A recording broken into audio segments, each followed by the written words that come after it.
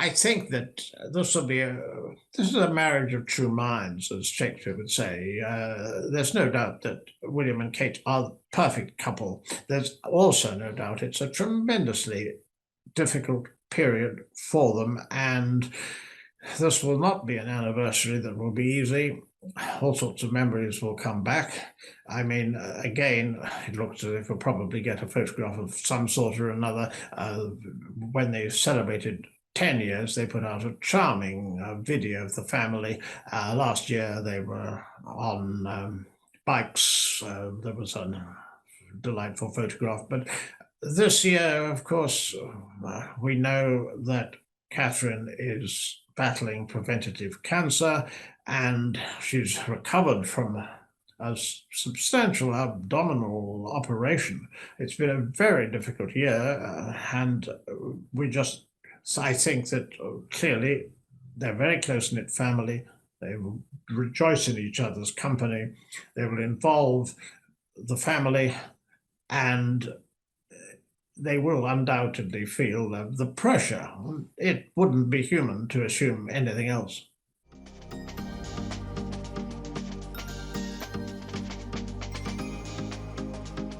Well, I'm delighted that the tradition of putting out a photograph at the Wales's children on their birthdays has continued, because it's tremendously important. I mean, the quid pro quo, so to speak, of the very difficult relationship sometimes between the royal family and the media.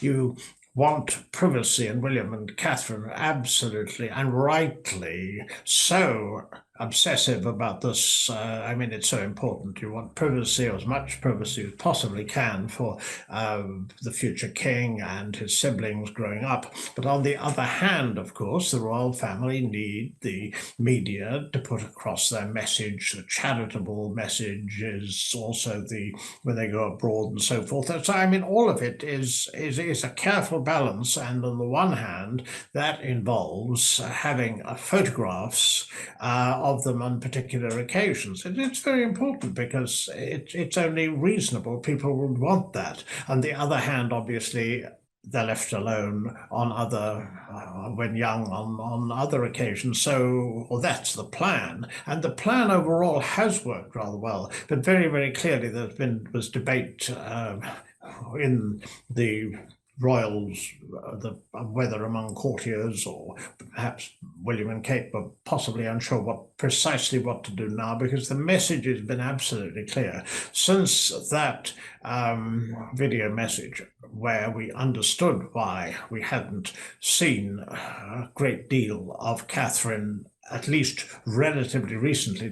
I mean, the problem had been 2.5 months had gone past, and that was, in my opinion, the error made by the palace in handling it. But on the other hand, I mean, it was deeply shocking that when we actually knew, and now we understand. So obviously the fact it's not been released in the usual way has been part and parcel of quite a lot of thought given to what say will happen. I mean, on their wedding anniversary, I'm presuming the same will probably occur now, that in fact they will be releasing a photograph, possibly, I mean, whether it be a current one or not, one doesn't know. But I mean, the tradition's important. I'm delighted it's been kept, and royal fans will be happy. It sends a positive message. I mean, of course, there's been rather a lot of discussion of photographs and how they might or might not be edited and so forth. I mean, this seems straightforward. I think lessons have been learnt on that, and it's something that people will look forward to seeing, and it's a link that we want kept.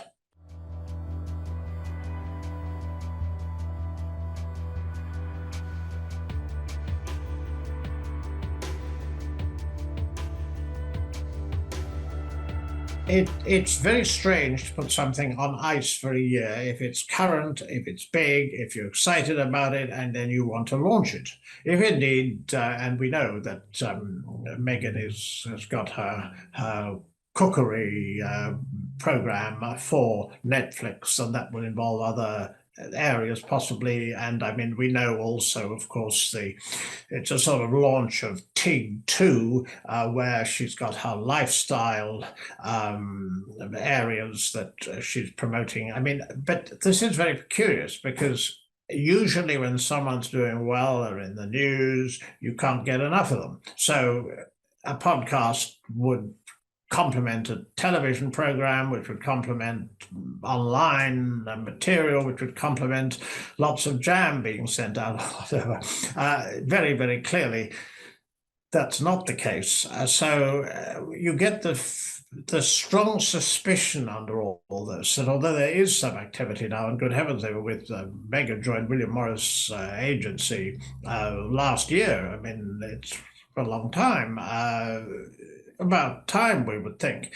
But equally, is it A-list activity? We'll have to see how things progress. Harry, for example, has taken a risk, in my opinion, choosing polo because it's a very elitist sport. But we'll see how his program, his series, documentary series for Netflix, how that goes. But he should have learnt that when it comes to Invictus, it was a very good program full of inspiring stories, but there were 5 episodes, and that was some 5 hours. People just didn't turn in, didn't tune in the way, so to speak, or that people didn't show interest in the way expected. If she was really big, it wouldn't matter, and indeed none of them are seismic. But they are an opportunity to note that she's doing something that does not involve knocking the royal family. That's my concern, because for 4 years, or so it seemed, they did practically nothing else that was gainful. That's their problem. If the only thing they could do successfully is to be rebel royals, now is most certainly not the time for it. And they will turn to other things, but one just has to ask how many, apart from the fans, who of course will be delighted whatever they do, what size of audience? What is the strength of their brand now?